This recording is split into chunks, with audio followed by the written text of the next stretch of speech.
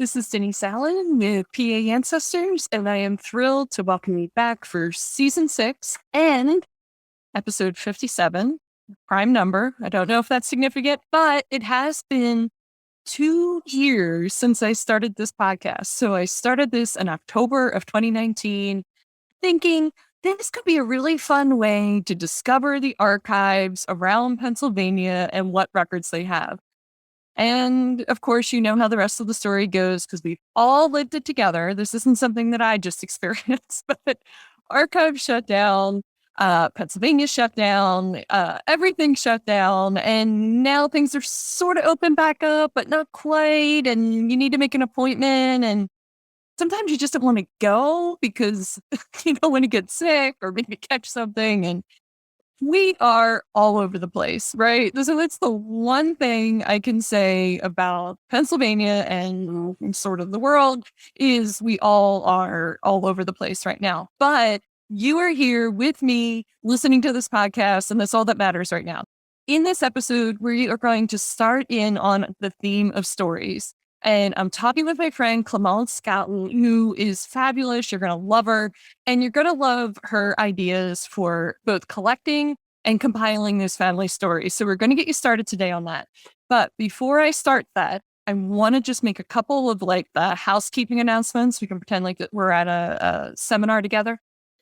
First is I am launching a new kind of like secret clubhouse, homey place for people who want to hang out and do Pennsylvania research together. So if you are like me and you have a lot of Pennsylvania ancestors and you just want to try to find out as much as you can about them, you want to sign up for this place. Okay. Particularly if you have early ancestors, because you know what a bear it is to try to find those records. Like literally they're all over the place in the state. You're going to go to paancestors.com/members and look for my special offer to sign up for the new area. So I'm putting the information in the new area. It's taking me longer than I thought, which is the way things go in 2021. I'm compiling things. I'm going to make it really special.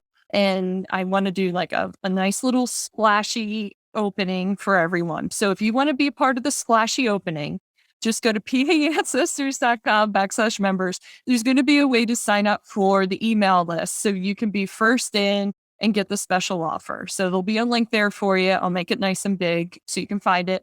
And the link will be in the show notes. So scroll down below and you can click on that link and get on the email list so you get notified when I have my nice super secret clubhouse for people researching in Pennsylvania. If you're looking for somewhere to hang out this winter and finish up your research, you're going to want to hang out with me. Now, next housekeeping item is I switched podcast hosting providers. So if you're listening to this on the audio only podcast, nothing for you probably changed, or at least it shouldn't have. It should have just redirected you to the new podcast host seamlessly. You don't even know what's going on in the background with that, which is totally fine. But if for some reason you found this episode on my website or on YouTube and you're like, hey, I didn't know there was a new episode. What happened to my audio podcast? Just resubscribe. You probably got dropped somehow, some way. You know, the way technology is, things happen.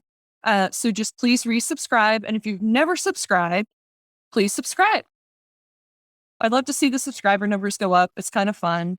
You know, it's not like the scale that I step on. Those numbers I want to go down. Unfortunately, that one goes up too. But anyway, the next housekeeping thing is sort of like the last one, is that I'm thinking of doing some special quick hit bonus episodes in between the longer podcasts that I release weekly.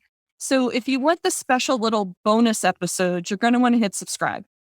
Okay. Because they're going to be like automatically downloaded to however you're getting the podcast. So this is on Apple Podcasts, Google Podcasts, Spotify, Stitcher, Amazon. I think that's it. It's an RSS feed, which is the old fashioned way that things used to be distributed.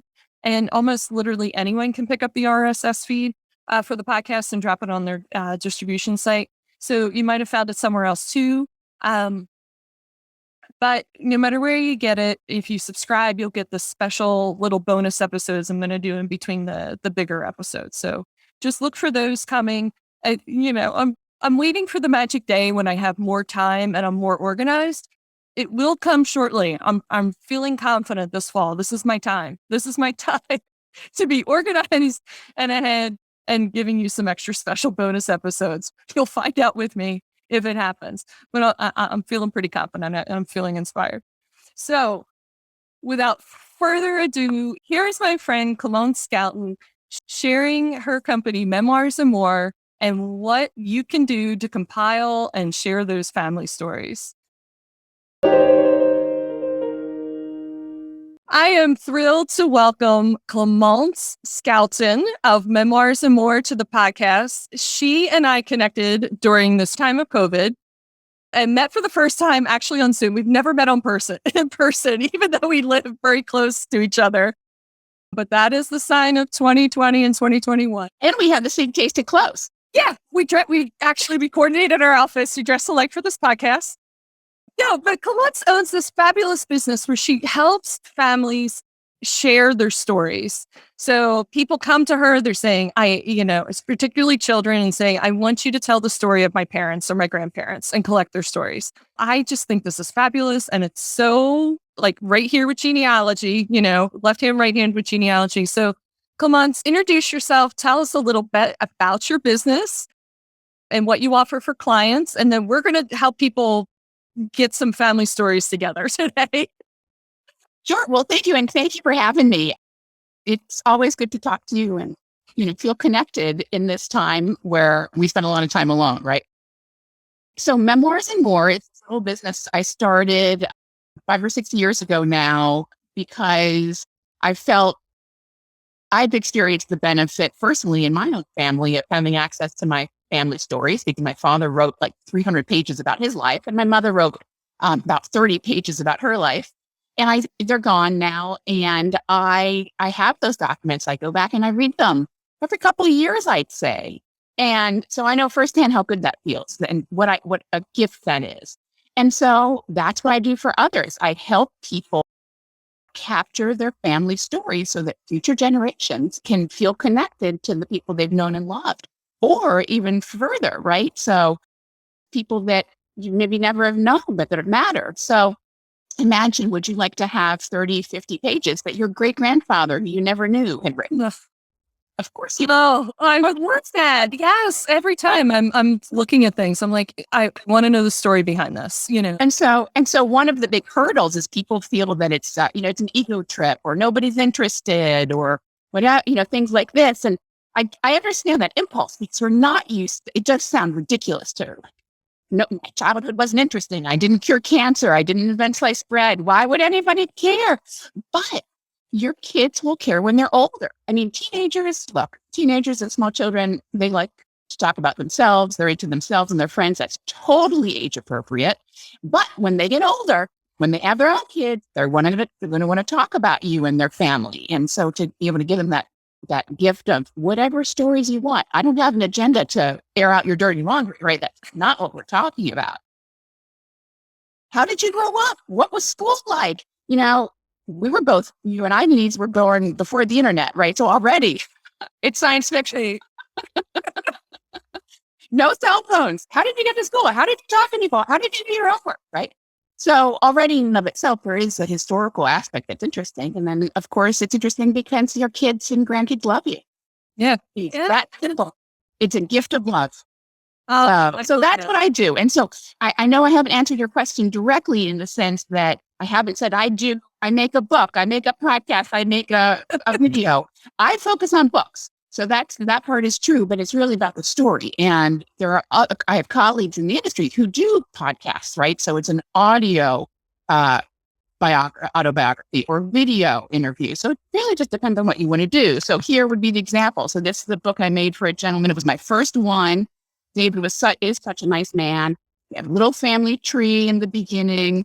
And then, it's pretty thick, right? So he had a lot to say.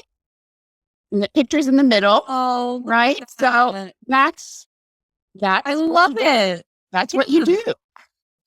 I love it. And the picture on the front, did he pick that? I suggested it to him. And one of the things that people struggle with, I think, and we can talk about this when we talk more about how you can do this on your own, but one of the things people struggle with is, what am I going to say? What pictures do I choose? And how do I choose them? And so the curating process is actually quite tricky, right? It is hard to decide, is this picture of me better? Or is that picture of me better? And how do I want to be remembered? And so you end up in this spiral of like, you don't know how to make the decision. Therefore, the project kind of peters out. So that's part of the service I provide. But there's no reason you can't say, this is my favorite picture of me. It's going on the cover. If this talks about me, I want that picture on the cover. Right. And then you can even write about why you chose that picture and what it meant to you. The whole story behind what happened before, during, after the picture. Absolutely. Yeah. And the thing about pictures is, there's that famous quote, picture is worth 1,000 words. However, the reality is that every picture has a story behind it. Like, for instance, for David, do we know where he was going? Was it a good trip? Was it a bad trip? Is this a trip, where he proposed? So all the things that are happening, you don't actually know. And so a lot of pictures that you might include in your memoir, which, by the way, don't feel like you have to write War and Peace. If you just wrote 50 pages, it's already significant document.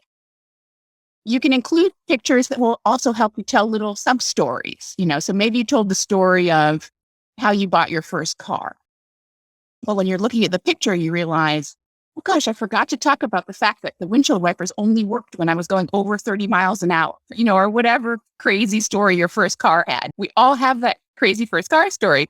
Right. And you don't want to go back and edit your whole document all over again. So just write a caption, and the caption can be a paragraph long. You don't have to feel like, oh, a caption can only be 5 words or a person's name, or this is your book, right? This is your story. Do it the way you want. I have never met someone who wasn't. We're all traumatized by the teacher with the red pen. Let her go. Let her go. Leave her behind. Do what you want. If there is a spelling mistake, it's okay. No one is going to care. No one's going to care. I think people are getting a sense of why you and I might be friends. Let the red pen go. I love it. No, it's so true. We have this super judgmental narration in our brain constantly going on.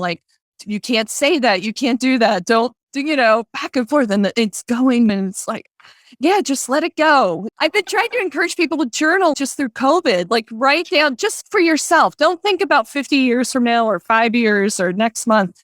Just what you're thinking about, what you're going through, and you might want to just read it later. And people are like, what you just said.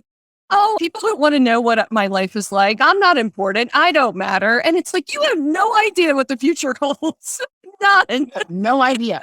And I love what you're doing with people. You are acting as I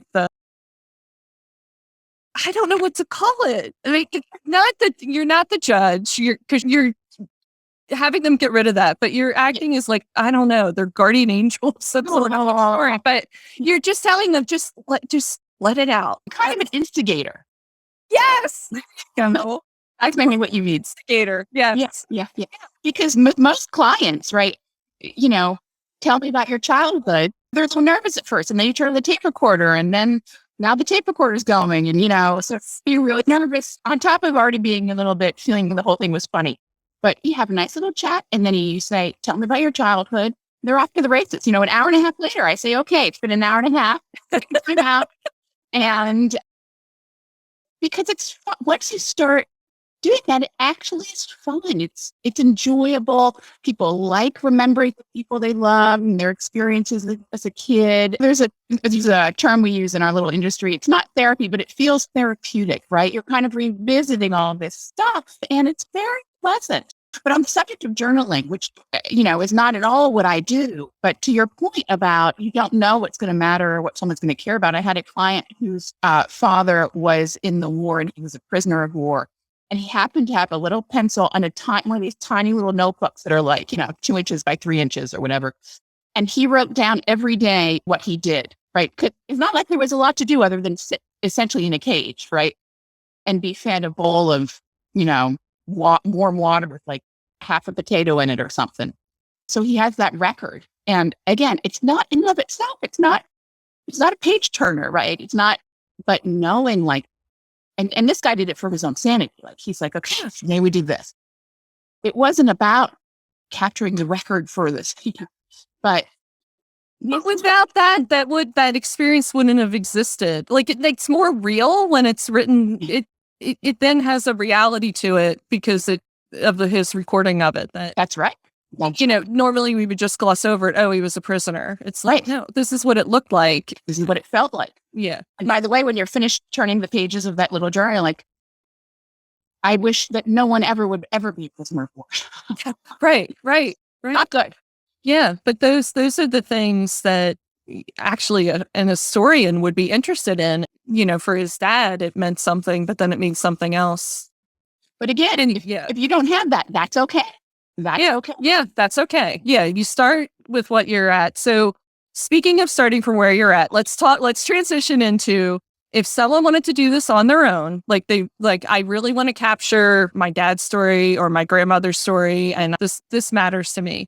Sure. What is your top advice around this? Like what would be the first 2 to 3 steps to do? We were talking about this beforehand, so I think the first warning you gave me was to try to do this for the holidays. Well, right. So if you're thinking, so what is it today? We're in early October. And if you want to print a book in time to give it to someone for the holidays, really got to be done by Thanksgiving. We're entering the busy time of year for printers. By printers, by the way, I mean the online on-demand printers like blurb.com. Other ones are Mixbook or Shutterfly, right? We've all heard those terms, but Blurb is one that handles text well. But I'm getting ahead of myself. But this is their busy time of year. Usually, normal turnaround is about 2 weeks. This time of year, I wouldn't, and plus with the mail, who knows what the mail is going to be like. So you really need a good 3 to 4 weeks, I think, to be safe to have that thing in your hands in time for whatever holiday you celebrate at that time, at the end of this year. That means Thanksgiving.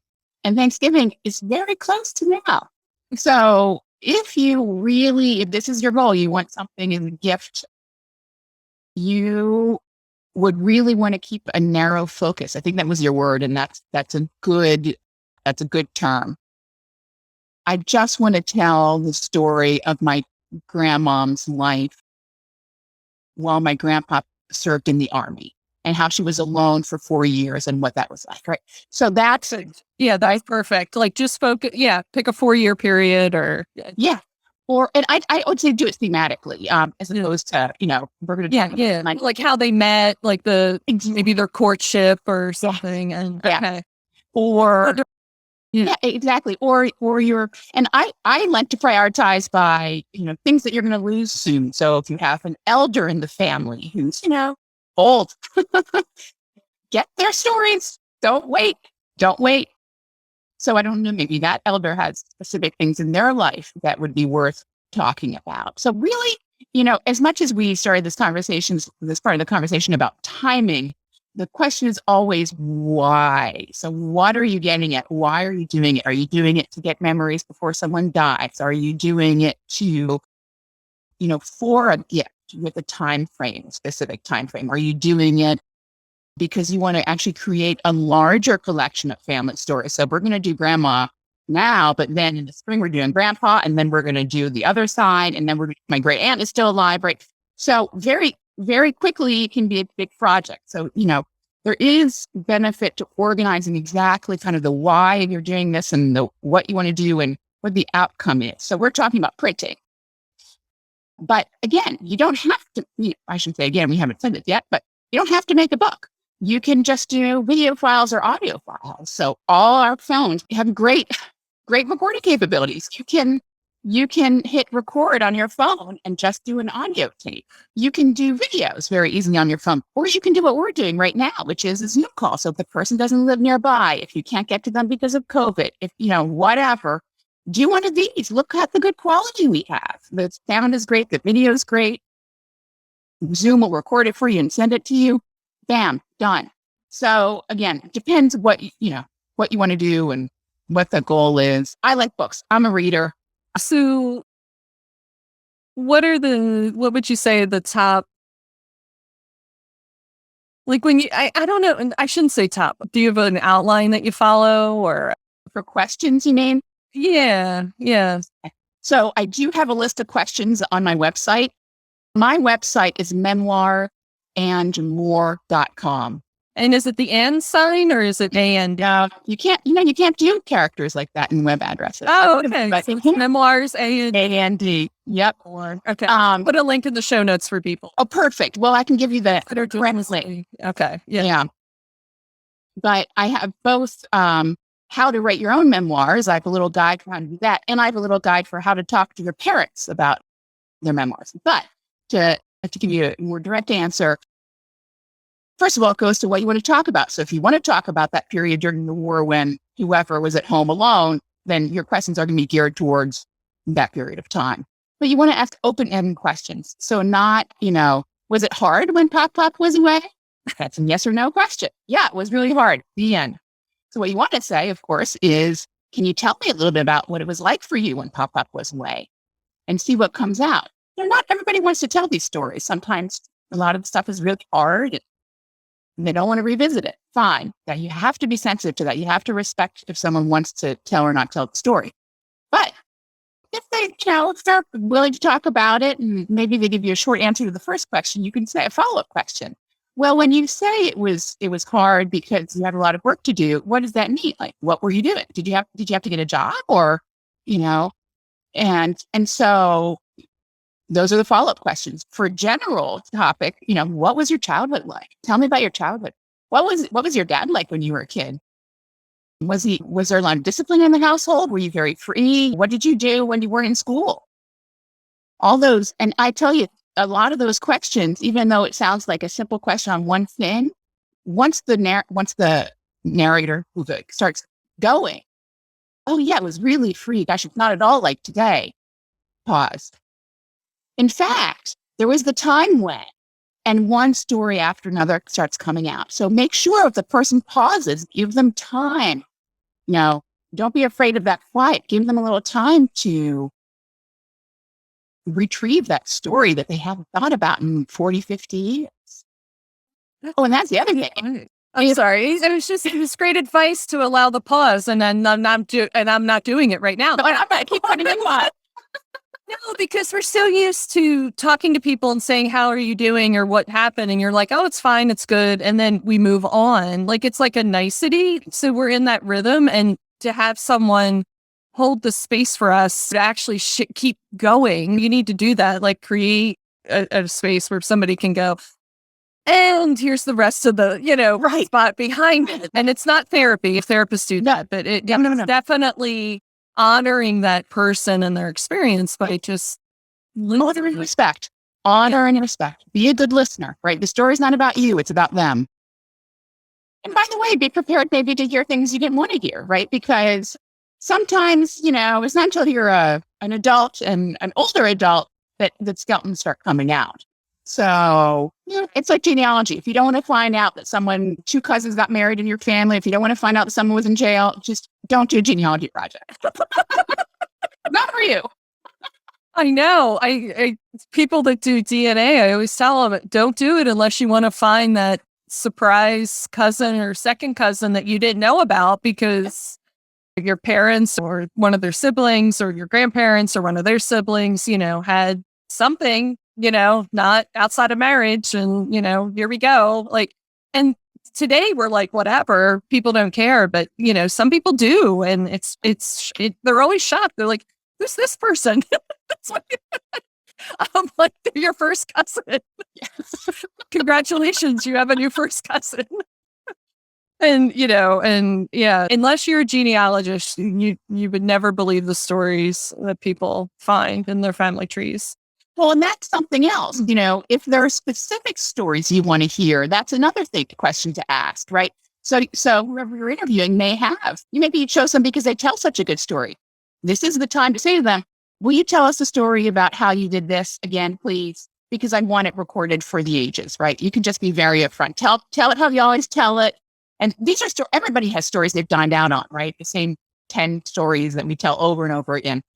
Start there. If everyone's feeling a little nervous, if you're not sure, like if you don't trust yourself to ask an open-ended question and just dive in, start that way. Yeah. Oh, excellent. So I want to ask you one more question around the story thing. So Sure. do you ever have clients who, or maybe I guess it's the people that hire you, like the children for the person being, that the book's about, but they tell you, oh, go talk to their sibling or go talk to these other people to get stories about my dad or whatever. The reason I bring this up is I was at the Conshohocken Historical Society to do some research. And Conshohocken was always a very small town. Talking to the guy who's helping me, and I realized he was married to one of my grandmother's siblings, right? Like, so, and I didn't know that or whatever. Well, apparently I knew my dad dropped out of high school and raced cars around town and all this stuff. Because he's like very clear about it. Like, after I was born, he went back and got his GED, and then he eventually went to Temple for a few years. But and it's just really funny. And this guy's like, yeah, your dad would pick me up from school and we'd go. And, right? And he's telling me about these stories of my dad and where they hung out in town and like all the laws that they broke together. It's like, and it was so fun because it was a different time. What cops they ran from and what things they did, and I was like, "Oh my goodness!" And this is my test. I'm sharing this story on this to see if my dad's actually listening to my podcast. Because if he is, he will call me on the phone and be like, "I can't believe you shared that story." No,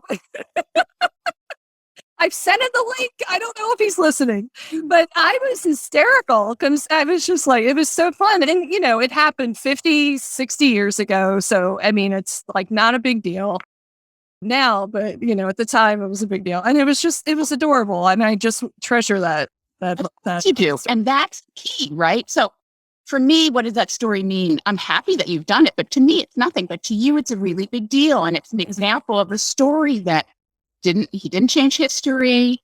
Nothing happened in Conshohocken. But you love having heard that. It creates a deeper connection with your father somehow, which is kind of mysterious but true. Right. We as adults, right? We always think of our parents. It's always a parent-child relationship until we really are adults, and then you are able to have some of these conversations about the same intergenerational issues that happen over and over again. How did you now that you've had to make choices, you had to choose a spouse, you had to raise children, like all these millions of decisions that you make along the way. Your parents made them, your grandparents made them. How did they make them? What's the story behind it? What did you do with a child who was racing around trying to evade policemen in Conshohocken? Like that happens every generation. So that my grandmother prayed the rosary a lot. She was Catholic. She was Catholic, and she was like, oh, she was going to mass a lot at St. Matt's in town. Yeah, that's what you do. And I was like, yeah, that's what I'd be doing too if that was my kid. No, it's just really because my dad's a great guy. I love him. I love him to death. And but to know that my dad was like this total rebel, it's just it really it's so fun to hear to get this perspective of your family as whole human beings. That they say you had the dreams and desires and rebellions and failures and and you're kind of capturing all that. Yes, that's exactly it. I couldn't have said it better. I'm all teared up. Oh, sweetie. Well, that's the thing. I would also say it is an emotional journey. It's not painful. You're remembering people you love. By the way, I cry all the time with my clients. You're remembering people you loved. You're sharing the story. You're revisiting how something impacted you. And now you're revisiting it with a new lens, right? So your father's a grandfather now. So let's say you had a son who was a rebel. How would he feel revisiting his own experience, knowing about his grandson? I mean, it's very meaningful. It really is. I know it sounds sappy or it can sound sappy to some people. I don't think that's what it is. It's the basic human connection. And as I said before, love. That's why this stuff is a gift of love. I mean, it's that simple. Yeah. So if people wanted to contact you to to do this for them. Tell us how they go about doing that, and what they need to have prepared before they contact you, I guess would be. Well, I'm always happy to talk to people, so you don't have to prepare anything. You can go to my website, as I said, memoirsandmore.com, and you can read a little bit more about, the process and see some samples of what books look like. But, I'll always take your phone call. It's not, not Amazon, right?